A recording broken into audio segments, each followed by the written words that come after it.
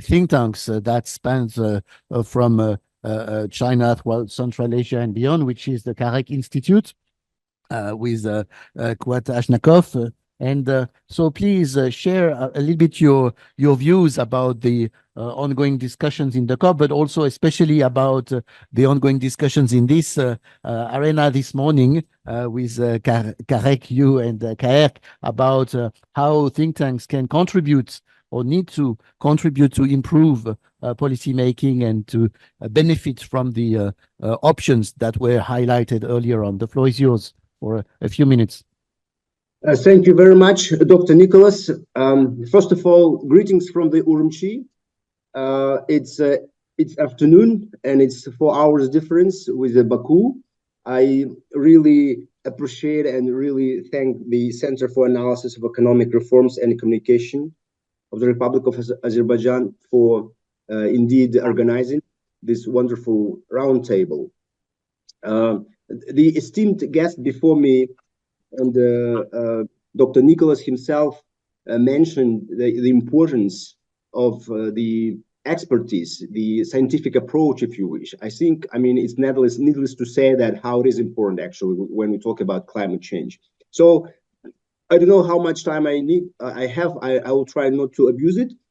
Yes, I was going to probably I will deliver a very short note, but before that, probably to make sure that the distinguished participants and will never fall asleep, maybe to throw some, questions, because the speaker before me, Dr. Isekin, very interestingly points out about the importance of the expertise approach and scientific approach to the issues of climate change and transition, and how these issues are probably politicized. Well, indeed, as from the heterodox perspectives, from the political economy perspectives, I would say that even though I represent a scientific research institute, the Central Asia Regional Economic Cooperation Institute, with 11 member countries, there is an understanding that actually the same very political interest and business interest, which Dr.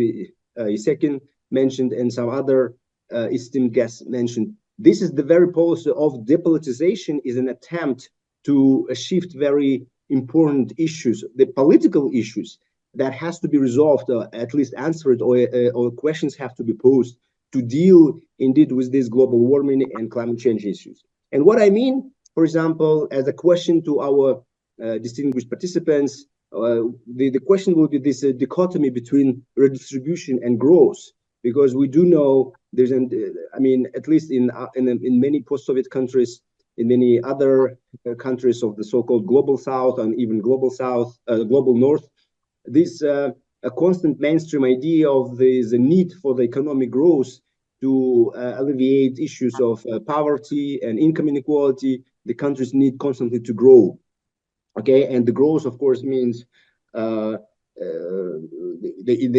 increase of those of emission and many other issues. But there is an alternative view which has been there for the last 40 years, that probably there is, to put it bluntly, there is enough money in our countries, okay, in the whole regions.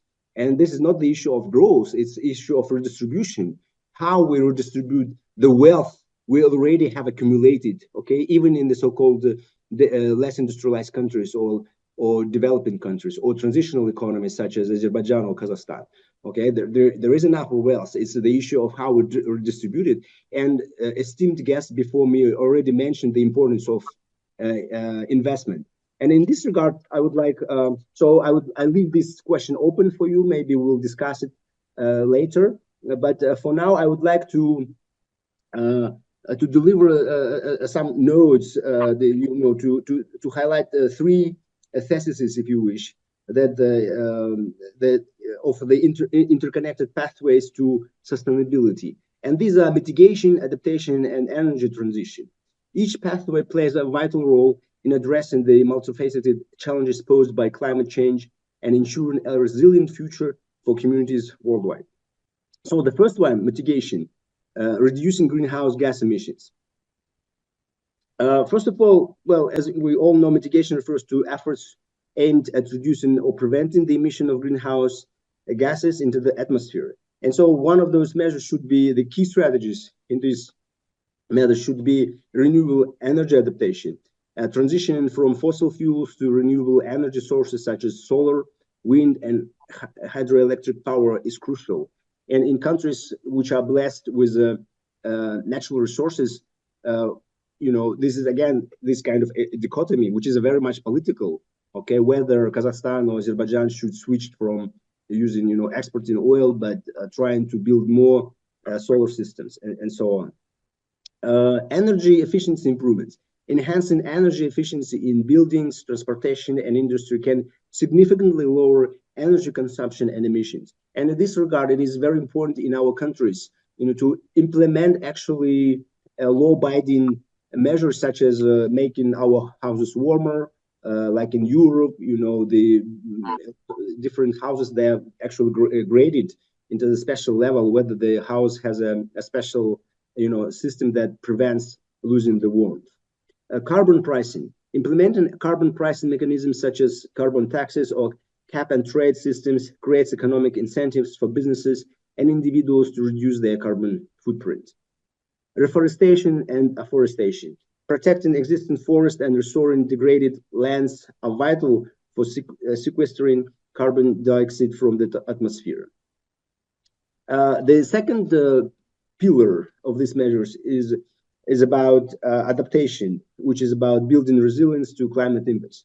While mitigation is essential for reducing future climate risks, adaptation is equally important for managing the impacts of climate change that are already occurring.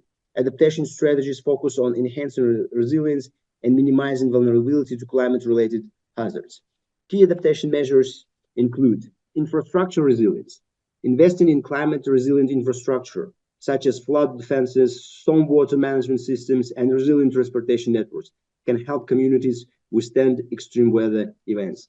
Indeed, we have witnessed it in Kazakhstan, the biggest flood this spring. And recently, just a week ago, we have all witnessed, unfortunately, the same hazard which happened in Spain. And decades ago, maybe for the last thousands of years, people are adapting to such climate hazards such as earthquake. So it looks like in the future, or even now, we now have to accept that, that these storms and this kind of floodings, these are the reality, and we have to adapt to them. Ecosystem-based adaptation. Protecting and restoring natural ecosystems can provide critical services that enhance resilience. For example, wetlands can absorb floodwaters, while forests can stabilize slopes and prevent landslides. Community engagement. Involving local communities in adaptation planning ensures that strategies are culturally appropriate and address specific vulnerabilities. I am from Almaty originally, and I live in Astana, and I have been traveling in many countries, and such as Baku, for example. And I see how a lot of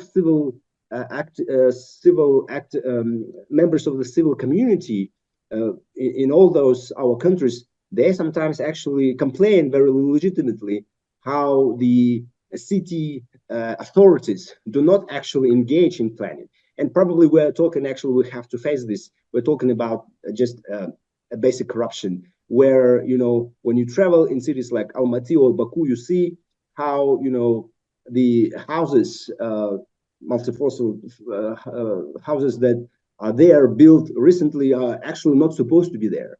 And not even non-professional architects understand how it is actually dangerous. The third pillar, energy transitions, shifting to sustainable energy systems. The energy transition is a critical component of both mitigation and adaptation strategies.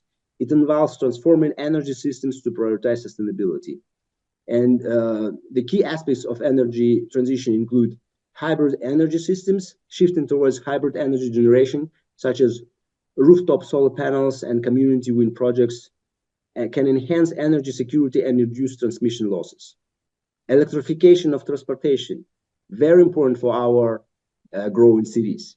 Transitioning from fossil fuel powered vehicles to electric vehicles can significantly reduce emissions in the transportation sector.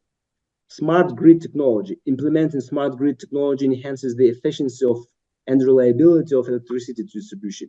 This technology enables better integration of renewable energy sources and allows to real-time monitoring of energy consumption. Policy support and investment. Governments play a crucial role in facilitating the energy transition through supportive policies, regulations, and financial incentives. Investing in research and development of clean energy technologies is also essential for driving innovation.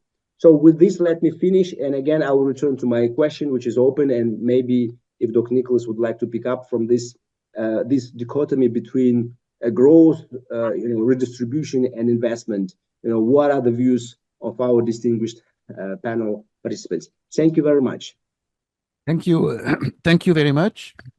And I've just one question before we move on in our discussion, because Teresa mentioned, for example, in Brazil, the Brazilian Center for International Relations, right? If I'm not mistaken, was established about 20 years or 25 years ago, 26 years ago. And if I'm not mistaken, the foundation of CAREC is also about 20 or 25 years ago. Are you asking me? Yes. I mean, our correct. Yeah, no, it's much younger, I would say. It's we've been established in 2014, but the institute is the arm knowledge of the CAREC program, the Central Asia Regional Economic Cooperation Program. So yes. First it was the program which was organized, and then there was an understanding indeed that they need not just a secretariat, but a think tank, a research institute that would provide capacity building and knowledge. So yes, we are a comparatively young research institution. Yes, and ADBI was 27 or 28 years ago. But my only question, very simple question, and then to move forward, is also in this learning process, right? It's in this learning process of think tanks cooperating, exchanging, understanding also interactions with different gameplays and scientific and geopolitical aspects, etc. What would be your main point or main recommendations so that in the aftermath of this meeting, where there will be some conclusions and so on, CAREC can continue to benefit from a greater international cooperation with ADBI, but also with others? What would be your expectations or your asking following this meeting? Well, if you allow me, Dr. Nicholas, I think, I mean, I foresee now three key, I would say, slogan-like words. It's cooperation, it's impact, and it's relevance.